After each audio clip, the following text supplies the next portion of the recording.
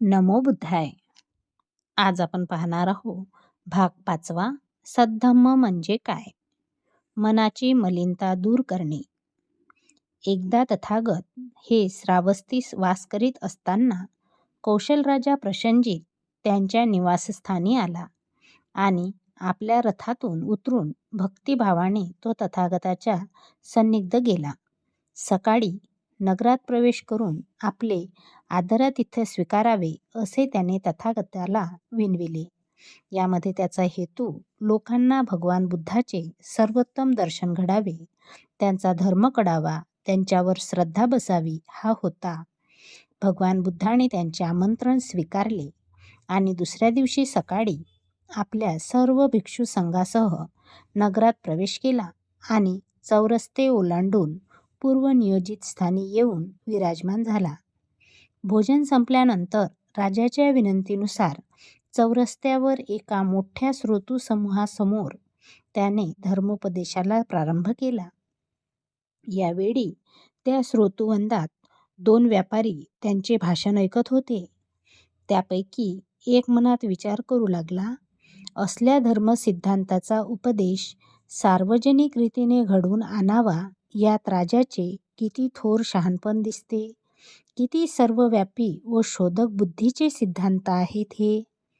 दुसऱ्याच्या मनात विचार आला, असल्या माणसाला धर्मोपदेशक करायला येथे आणणे यात राजाचा किती मूर्खपणा आहे.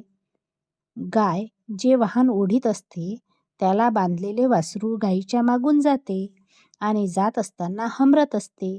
त्याप्रमाणे भगवान बुद्ध ह्या राजामागून जात आहे. ते नगर सोडल्यानंतर ते दोघे व्यापारी ज्या सराईमध्ये उतरले होते तेथे एकत्र आले.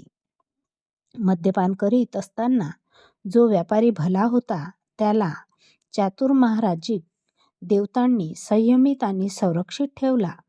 उलट दुसरा मात्र पिशाच्याने पिसाळल्याप्रमाणे एकसारखा पीत होता. शेवटी झोप आल्याने तो गुत्त्याच्या जवळच्या रस्त्यावर पोहोडला. दुसऱ्या दिवशी सकाळी त्या पहिल्या व्यापाऱ्याच्या गाडीखाली तो रस्त्यावर पडलेला व्यापारी सारथ्याला न दिसल्यामुळे चिरडला गेला आणि मरण पावला.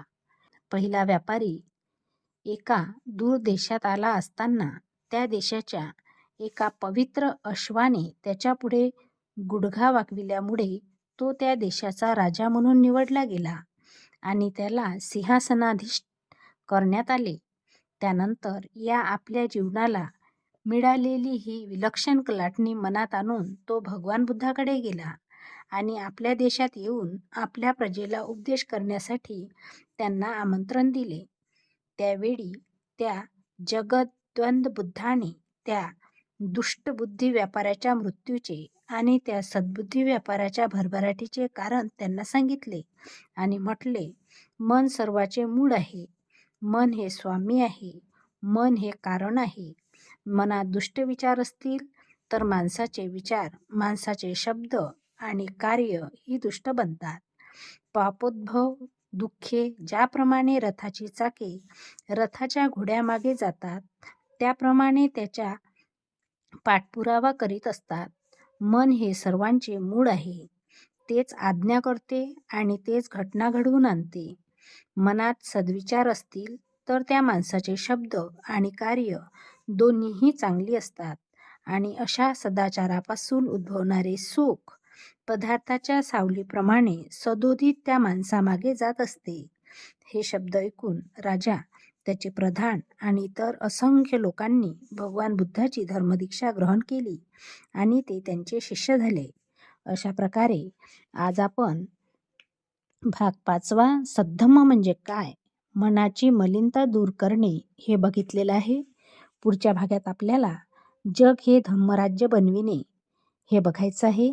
तोपर्यंत नमो बुद्धाय. जय भीम.